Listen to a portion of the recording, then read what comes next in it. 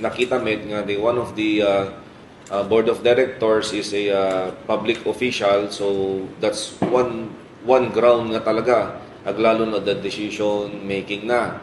So that's conflict of interest kami na po. So if DJ Pelaeng before opening the bid, no nakita dan nga the issues nan, talaga nga malukatan di bid. Tapno maawatan tayo ako kasi like igiti family businesses me. Dakam ti distributor itinaduma nga relief goods.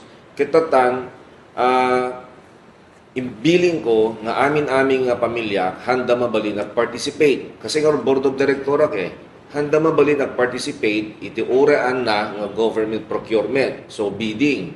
Kasi nga road conflict of interest. Uray nalaklaka kami. Kasi dakam ti exclusive distributor apo ti Unilever, ni Sinmonde, Antique, URC. Kitatan po we are 5 to 10% cheaper pay. So kung naghangkay mabalin ag bid kasi nga road conflict of interest.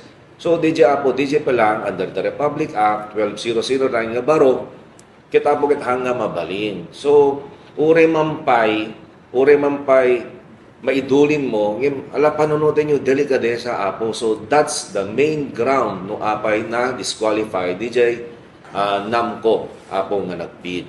So hanga na open di bid dan.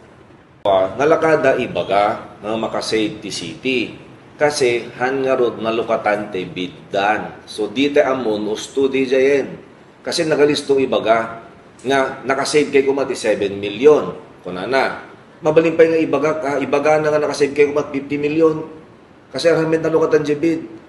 So DJ apo ti diferensya na kumbaga it is very very malicious the intention na DJ nga letter which hantay ko mga focus ka di issue, di amount, kasi in the first place, hangan nalukatan di bid that was well explained and read in the Sanggunian by Attorney Donald nga di gusto nga proseso.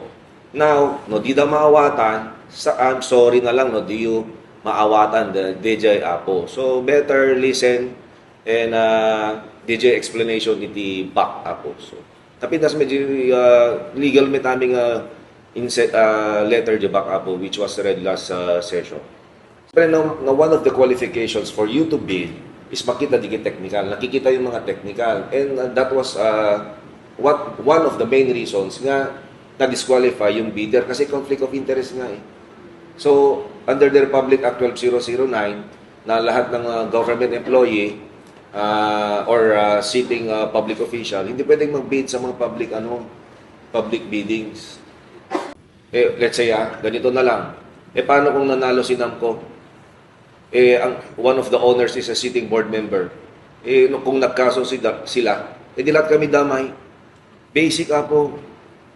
The previous admin po, pero nabanggit sa sulat, we've been disqualified several times by the previous admins since the back members are all the same. The previous admin ko na So, sa tingin ko, wala.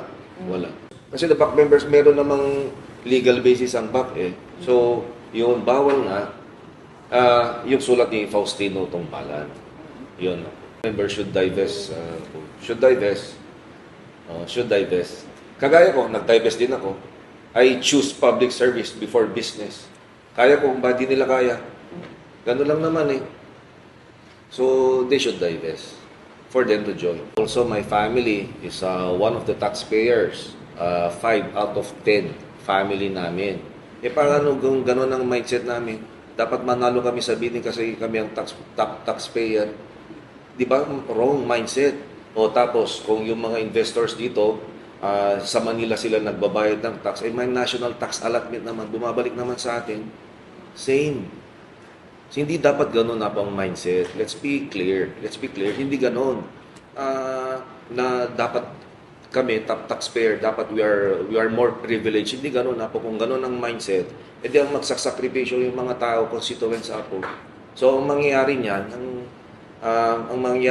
kung sino na yung parang born privilege and entitled, sila na lang, bawal ang gano'n na mindset po.